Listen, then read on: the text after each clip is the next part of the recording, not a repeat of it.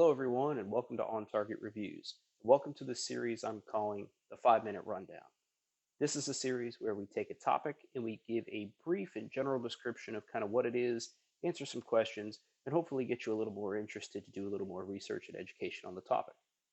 The topic we're going to be discussing in this video is ham radio. Specifically, what is ham radio?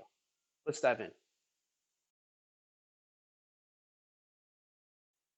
Ham radio, or amateur radio, is a way to communicate either one-to-one or one-to-many without the need for an internet service provider or a wireless carrier, such as a cell phone or something like that.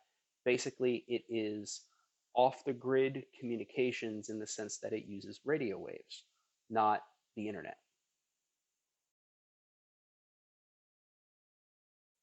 So I really became interested in ham radio or amateur radio when I was, I guess, really younger. It was the walkie-talkies you could walk around and play with as a child. I never really got to scratch that itch because unfortunately you need somebody on the other end of that radio, and I didn't have that. So as I grew older and became more interested in preparedness, I really started to dive into amateur radio a little bit harder and learn more about it. So to learn more about amateur radio, I focused on three different avenues of education. The first was my cell phone. I downloaded an app that allowed me to take practice exams, practice tests for the technician class license. That way I could take them when I was sitting on the couch watching television or out and about in a waiting room for whatever reason. My phone was really able to help me out with that. The second avenue of education for me was YouTube, specifically the ham radio crash course. I really like the way that Josh delivers the information in a layman's terms approach. It really resonated with my learning style, and his YouTube videos and podcast have been very helpful to me in learning different aspects of the service. And of course, the last part would be hamstudy.org.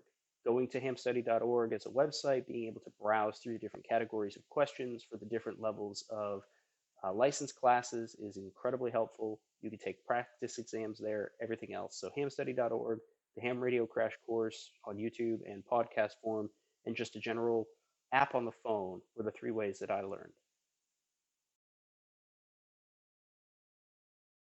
So the licensing process for me was a bit unique because I took my test at the end of April 2020. Normally, you would go to an in-person location and you would have your exam proctored just like any other exam. It being 2020, the test that I took was a virtual format where I logged in on my computer. They made me turn on my camera to show my face as well as show them the room to make sure that the exam still met the standards. So I started with your traditional $25 Baofeng radio, this one here, in fact. And it was a good starting place. It allowed me to get on the air in terms of listening. So I have purchased a few more radios since then, two more Baofengs, in fact, to leave them in bags or vehicles as emergency tools.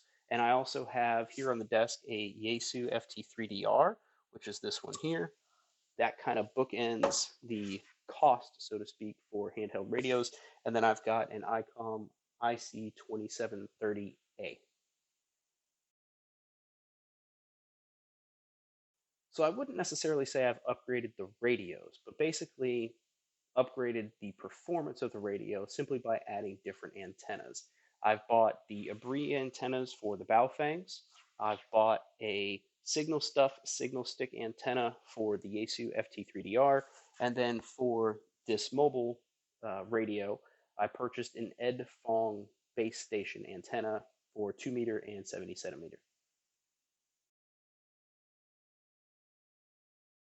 So other accessories for the radios. Well, first and foremost, drop-in chargers for the handhelds are incredibly beneficial because you can drop it right in and then it sits there and it can charge.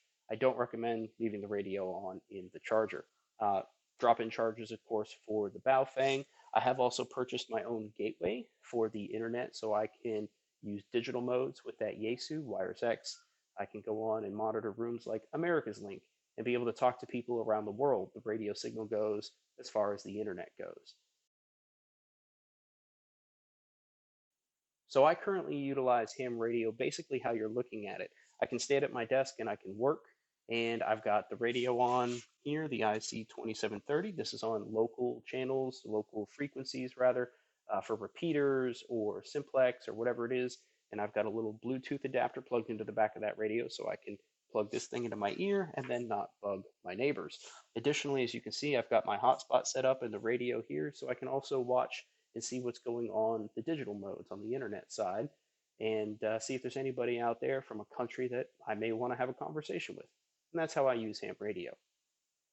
So that really does it for this 5-minute rundown video about ham radio or amateur radio. Hopefully you learned a little something, and more importantly, hopefully you got a little more interested in it and start to explore it a bit more yourself. If you have any questions, please feel free to ask them in the comment section below. And if you have any other ideas about videos you'd like to see in a 5-minute rundown format, please let me know. Thank you all very much for watching. I'll talk to you again very soon.